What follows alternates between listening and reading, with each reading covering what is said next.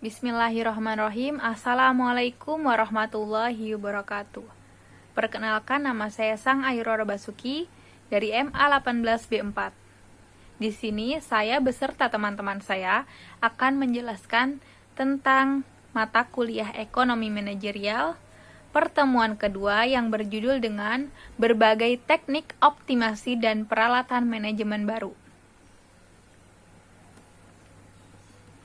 Di sini saya akan menjelaskan pertama-tama yaitu ekonomi manajerial, yaitu sebagai penerapan teori ekonomi dan peralatan ilmu pengambilan keputusan untuk mempelajari bagaimana suatu perusahaan dapat mencapai tujuan dan maksudnya dengan cara yang lebih efisien.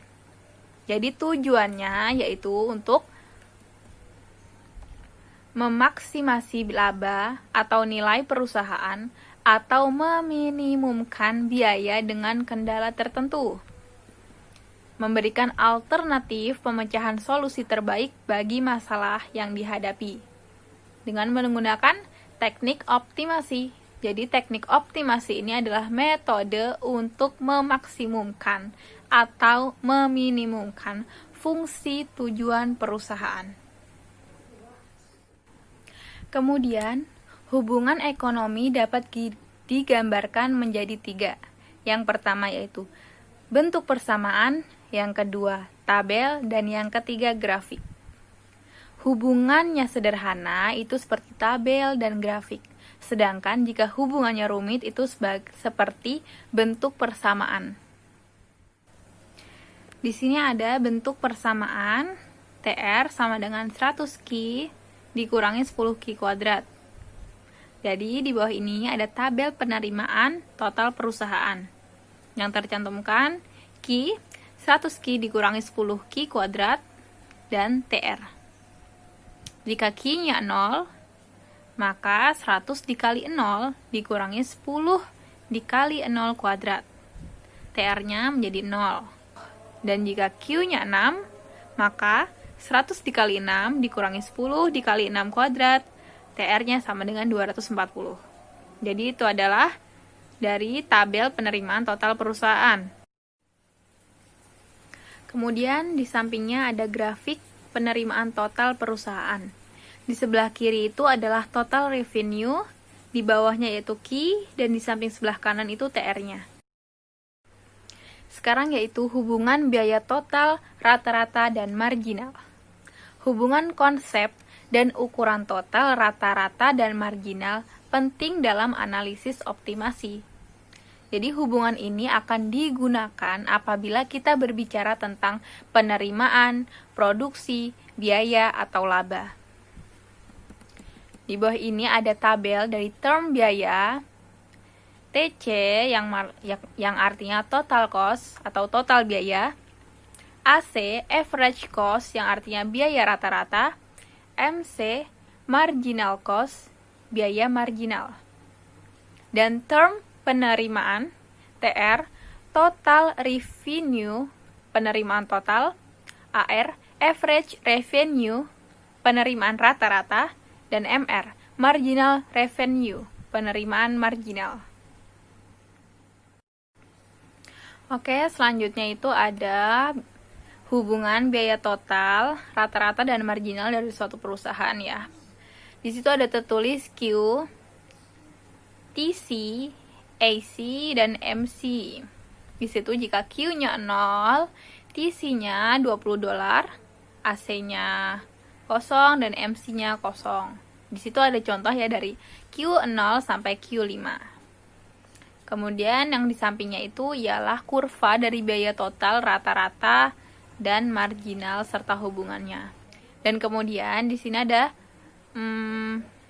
ada contohnya atau yang dimaksudkannya ya, yang AC sama dengan biaya total dibagi output sama dengan TC per Q MR sama dengan perubahan biaya total per unit dibagi perubahan output. Kemudian jadi AC turun sampai ke titik K, kemudian naik. Di situ udah terlihat ya. Kemudian bila MC lebih rendah dari AC, AC-nya turun. Dan bila MC-nya lebih besar dari AC, AC-nya itu akan naik kurvanya ya. Dan kemudian MC sama dengan AC pada titik terendah AC. Oke, kemudian ada analisis optimasi. Jadi analisis optimasi adalah analisis yang digunakan untuk mempelajari proses perusahaan dalam menentukan tingkat output yang memaksimumkan laba. Jadi terdapat beberapa cara. Yang pertama yaitu memaksimasi laba dengan pendekatan penerimaan total dan biaya total. Yang kedua yaitu optimasi dengan analisis marginal. Yang ketiga, optimasi dengan kalkulus diferensial dengan konsep diferensial dan turunan. Next, ada dua pendekatan optimasi, yaitu TR versus TC dan analisis marginal. Yang pertama, maksimasi laba dengan pendekatan penerimaan total dan biaya total. Rumusnya ialah Pi sama dengan TR dikurangi TC. Jadi, Pi itu adalah laba total, TR itu pendapatan total, sedangkan TC yaitu biaya total. Yang kedua yaitu optimasi dengan analisis marginal. Perusahaan maksimumkan laba total pada Q sama dengan 3, di mana selisih TR dan TC terbesar, MR sama dengan MC. Dan fungsi Pi berada pada titik tertinggi. Kemudian ada kalkulus diferensial, bermanfaat bagi masalah optimasi terkendala. Fungsi Y sama dengan F dikali X. Jika menunjukkan perubahan nilai, maka menggunakan tanda delta.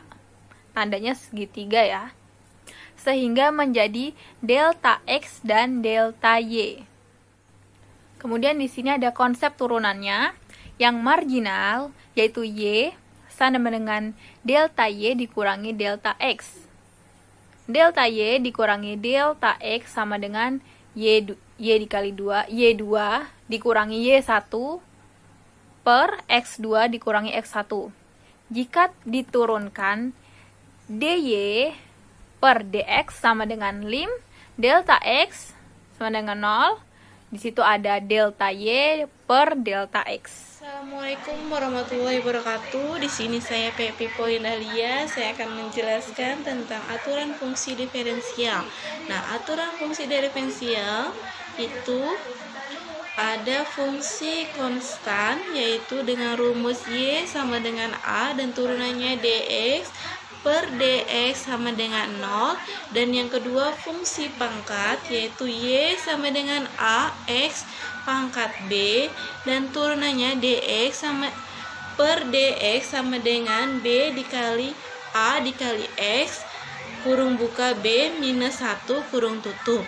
Nah, yang ketiga fungsi penjumlahan dan pengurangan. Nah, fungsi jumlah dan pengurangan itu rumusnya Y sama dengan U ditambah V ya, yaitu turunannya DY per DX sama dengan DU per DX ditambah DV per DX ya. Dan yang selanjutnya yang keempat hasil dua fungsi, yaitu Y sama dengan U dikali V, yaitu turunannya DY per DX sama dengan U dV per dx ditambah v du per ds. Nah, yang kelima itu pembagian dua fungsi, yaitu y sama dengan u per v ya, dan turunannya dy per dx v kurung buka du per dx kurung tutup sama dengan u dv per dx kurung tutup per V pangkat 2 ya, turunannya itu. Dan yang keenam itu fungsi dari fungsi, yaitu rumusnya Y sama dengan E per U dikali, dimana U sama dengan Q G per X, tutup kurung buka ya. Lalu turunannya itu DY per DX sama dengan U DY per DX ditambah V di DU per DX ya. Itu namanya aturan fungsi diferensial. Nah, selanjutnya itu fungsi konstan. Yaitu tadi fungsi konstan itu rumusnya Y sama dengan A, maka DY per DX sama dengan 0. Nah, di sini ada contoh. Tentukan turunan pertama DY per DX dari, misalkan saya akan ngasih contoh dari salah satu ya. Y sama dengan 2 per 3, maka DY per DX sama dengan 0. Nah, sedangkan fungsi pangkat yaitu tadi ya, yang kedua itu rumusnya yang fungsi pangkat Y sama dengan A X pangkat B, maka DY per DX sama dengan A dikali B X dikali X min B minus 1. Nah, di sini saya akan kasih contoh ya, yaitu Y sama dengan 12X pangkat 8, maka DY per DX-nya itu 96X pangkat 7 ya.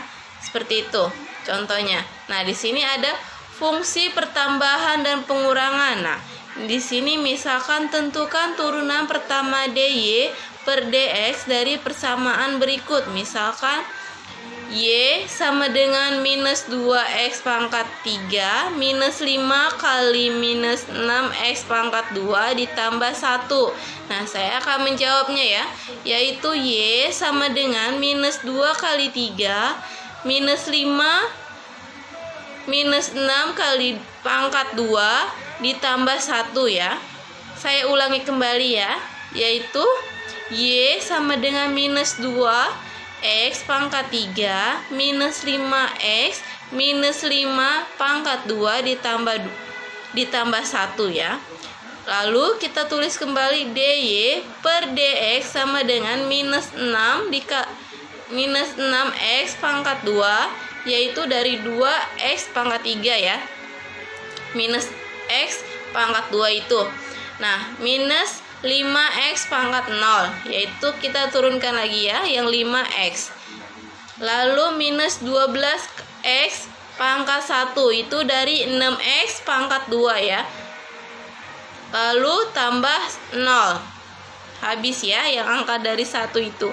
Lalu kita tulis lagi DY per DX sama dengan minus 6X pangkat 2, kita turunkan lagi. Lalu minus 5, X-nya menjadi hilang, lalu minus 12 per X ya. Lalu kita pangkatnya tidak usah ditulis kembali. Lalu kita tulis kembali DY per DX sama dengan minus 6X pangkat 2, kita tulis kembali. Lalu 12X, kita yang 12 dari yang tadi saya sebutkan pindahkan ke depan, lalu minus 5 ya, yang tidak ada X-nya. Nah, sekian. Perkenalkan, nama saya Siti Umaida Hasanah dari kelompok 2. Di sini saya akan menjelaskan tentang fungsi perkalian atau hasil dua fungsi. Fungsi perkalian atau hasil dua fungsi sebagai rumusnya itu Y sama dengan U dikali V, maka DY per DX sama dengan V dikali DU ditambah U kali dV. U sama dengan F dalam kurung X dan V sama dengan F dalam kurung X. Sebagai contoh, Y sama dengan 2X dikurang 6 pangkat 5, 3X ditambah 7 pangkat 6.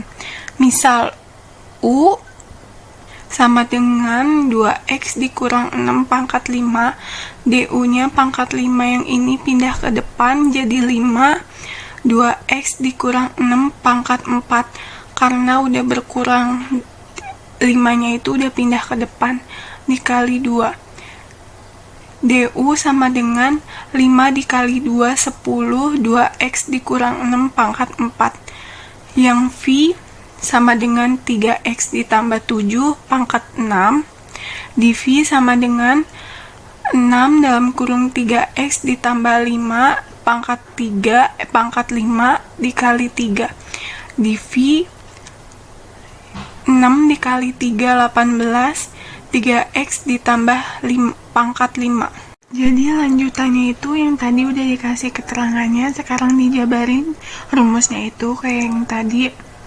dy per dx sama dengan v dikali du ditambah u dikali dv. Jadi di sini v-nya itu 3x tambah 7 pangkat 6 ditambah dikali du-nya itu 10 dalam kurung 2x dikurang 6 pangkat 4 ditambah u-nya 2x 6 pangkat 5 dikali dv-nya itu 18 dalam kurung 3x ditambah 7 pangkat 5. Di bawahnya 2 dalam kurung 3x ditambah 7 pangkat 5 dikali 2x dikurang 6 pangkat 4 dalam kurung 5-nya itu 10 dibagi 2 jadi 5, 3x ditambah 7 ditambah 18 bagi 2 9 dalam kurung 2x dikurang 6 2 dalam kurung 3x ditambah 7 pangkat 5 dikali 2x dikurang 6 pangkat 4 dikali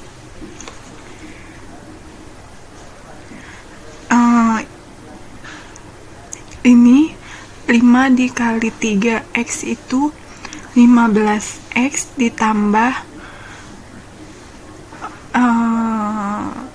jadi yang hasil dari 33x itu dari 5 dikali 3x itu 15x sama 9 dikali 12x itu 18x.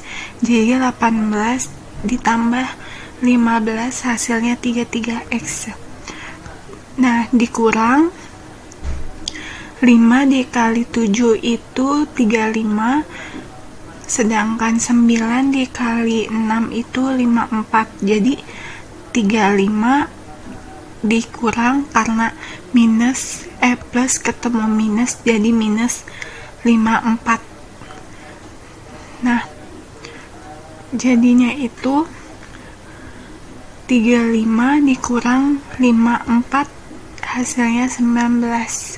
Fungsi pembagian, jadi rumusnya itu y sama dengan u per v, maka dy per dx v dikali du dikurangan u dikali dv dibagi v pangkat 2. Di sini itu contohnya itu y sama dengan 2x dikurang 5 dibagi 4x ditambah 1. Misal u sama dengan 2x dikurang 5, du sama dengan 2. 2-nya itu dari angka awal dari sini. V sama dengan 4x ditambah 1, dv-nya 4. dy per dx sama dengan v-nya itu 4x ditambah 1 dikali du-nya itu 2 dikurangin u-nya itu 2x dikurang 5 dikali dv-nya itu 4 per v pangkat 2, v-nya itu berarti 4x ditambah 1 pangkat 2 sama dengan 4x dikali 2, 8x ditambah 1 dikali 2, 2 dikurangin 2x dikali 4, 8x ditambah 5 kali 4, 20 per 4x dikali 4x itu 16x kuadrat ditambah 8x dikali 2 8x ditambah 1 sama dengan 8x sama 8x hasilnya udah nggak ada, jadi coret aja sekarang. Jadi 20 ditambah 2 jadinya 22, diturunin ke bawah 16x kuadrat ditambah 8x ditambah 1. Fungsi dari fungsi rumusnya itu y sama dengan au pangkat b, maka dy per dx sama dengan a dikali bu, b dikurang 1 dikali du. U sama dengan f dalam kurung x. Contohnya itu, yang pertama Y sama dengan 5 dikali 3X dikurang 6 pangkat 6. U-nya itu sama dengan 3X dikurang 6, DU-nya itu 3. DY per DX, A-nya itu 5, B-nya itu 6, berarti 5 dikali 6, U-nya itu 3X dikurang 6, pangkat 5. Kenapa pangkat 5? Karena 6 dikurang 1 jadi 5 dikali 3, DU-nya. DY per DX sama dengan 5 dikali 6 dikali 5 dikali 3, hasilnya 90. Di dalam kurung 3X dikurang 6 pangkat 5. Yang kedua, Y sama dengan 5 dalam kurung X pangkat 2 dikurang 3X ditambah 2 pangkat 6.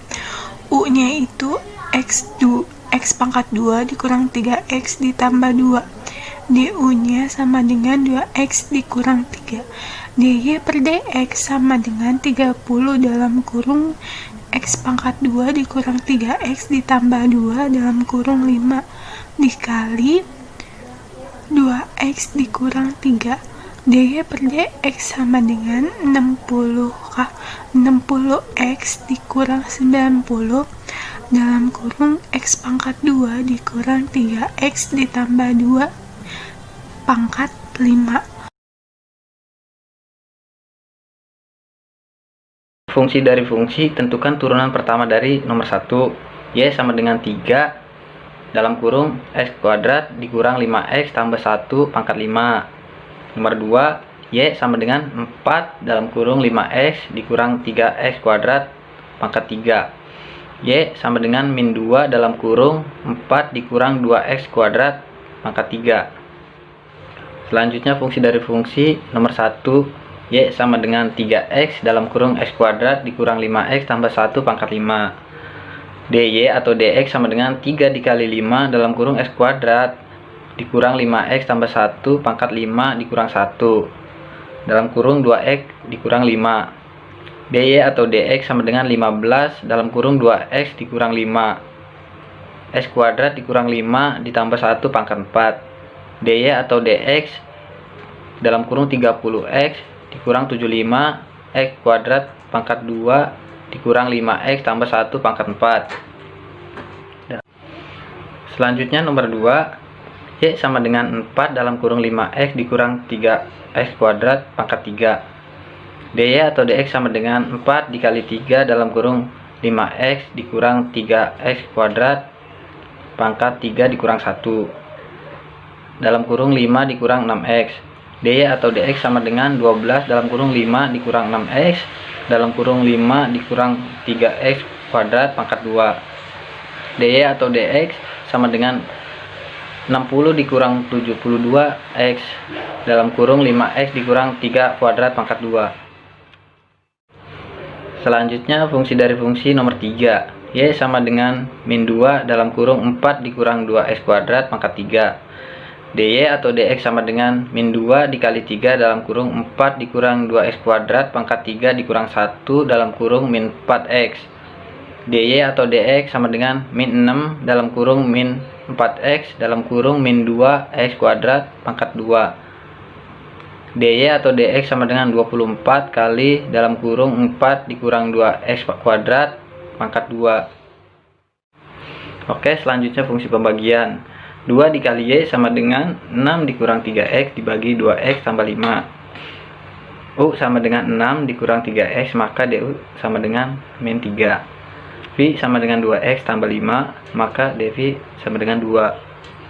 DY atau DX sama dengan dalam kurung 2X tambah 5 dikali min 3 dikurang 6 dikurang 3X dikali 2. DY atau DX sama dengan min 6X dikurang 15 dikurang 12 tambah 6X dibagi 4X kuadrat tambah 20X tambah 25. DY atau DX sama dengan min 27 4X kuadrat tambah 20X tambah 25.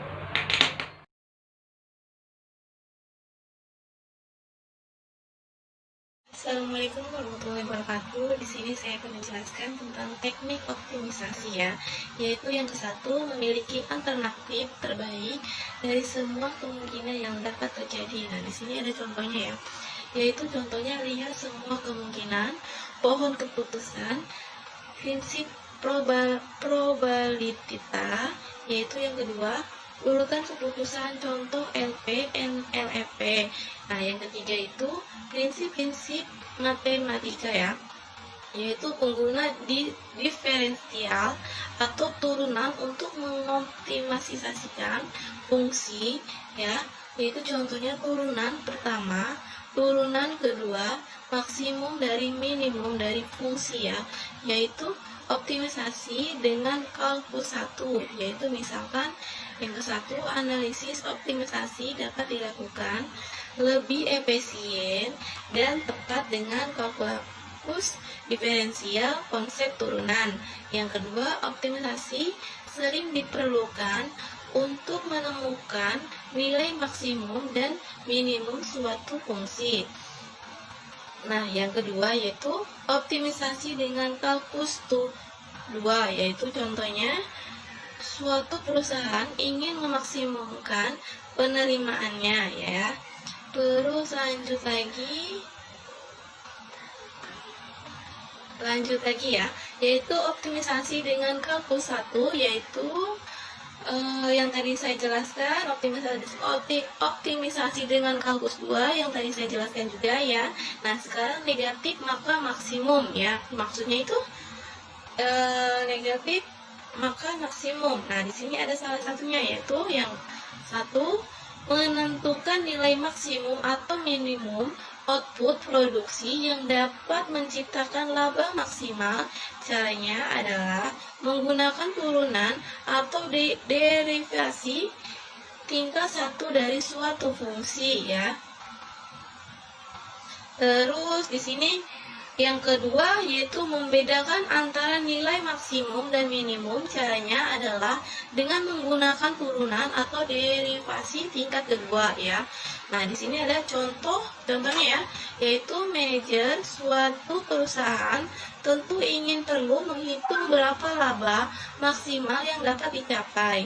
Maka untuk menentukan laba maksimum tentu perlu menentukan berapa nilai revenue maksimum dan nilai cost minimum. Misalnya suatu perusahaan punya fungsi permintaan TR sama dengan yaitu 100Q minus 10Q pangkat 2 ya. Caranya adalah menderifikasi fungsi TR tersebut hingga nilai derivasi atas fungsi tersebut dengan 0 ya. Saya ulangi lagi ya, dengan caranya itu adalah menderivasi fungsi TR tersebut hingga nilai derivasi atas fungsi tersebut dengan 0 ya.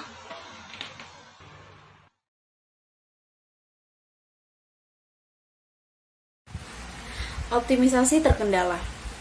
Optimisasi terkendala yaitu maksimisasi atau minimisasi fungsi tujuan dengan beberapa kendala, sehingga mengurangi kebebasan dari perusahaan untuk mencapai optimisasi tanpa terkendala.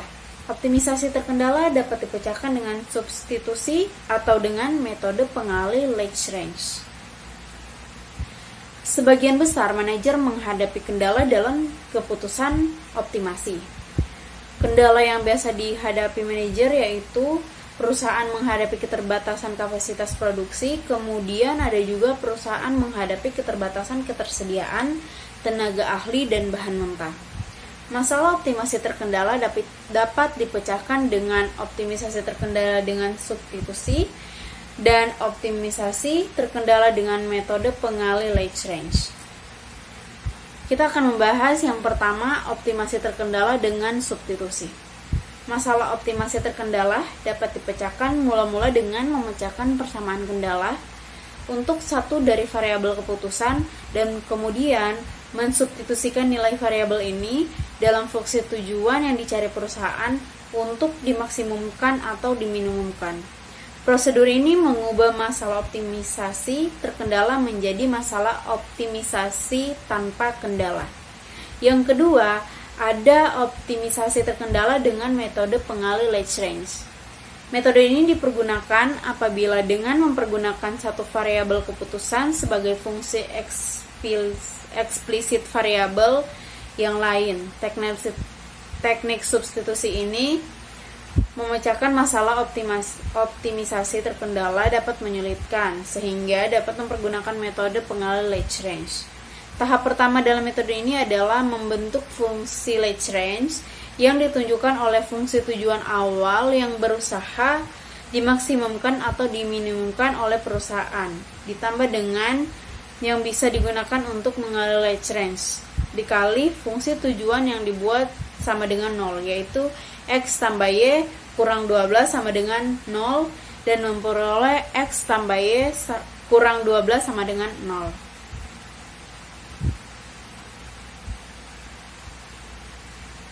Kemudian peralatan manajemen baru untuk optimasi. Yang pertama ada perbandingan atau benchmarking.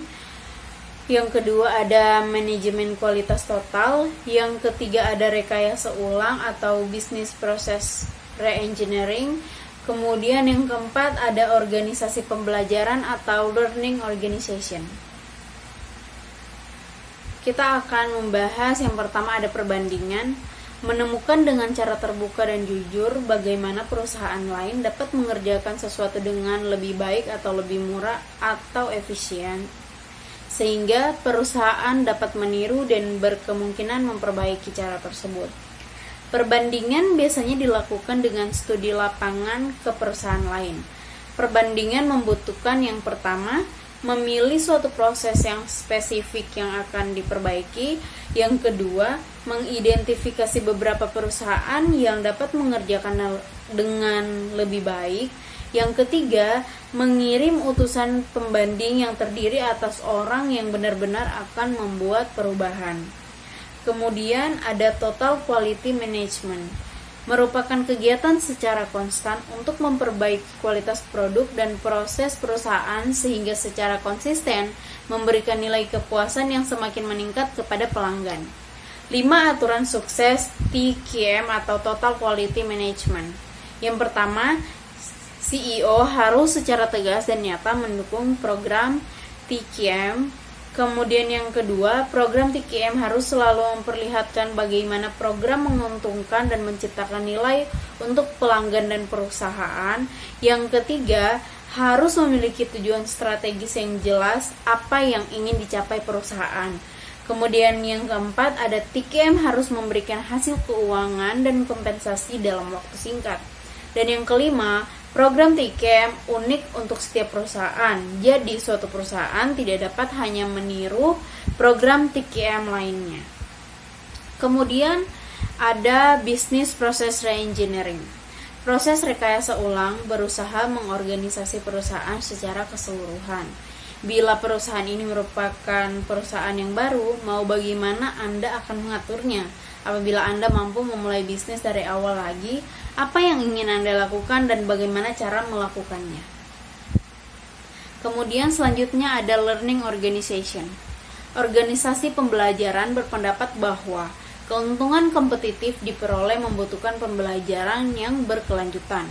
5 komponen dasar organisasi pembelajaran, yaitu yang pertama ada model mental baru, yang kedua ada kemahiran personal, yang ketiga ada pemikiran sistem, yang keempat ada visi bersama, dan yang kelima pembelajaran tim. Selanjutnya peralatan manajemen yang lain. Yang pertama, perluasan pembatasan atau boarding banding. Yang kedua ada model bisnis langsung atau direct business model. Yang ketiga membuat jaringan kinerja atau networking. Yang keempat kekuatan menentukan harga atau pricing power. Yang kelima ada manajemen proses atau proses management. Yang keenam ada model dunia kecil atau small world model. Yang ketujuh ada integrasi maya atau virtual integration. Dan yang kedelapan yang terakhir ada manajemen maya atau virtual management. Sekian penjelasan saya dan terima kasih.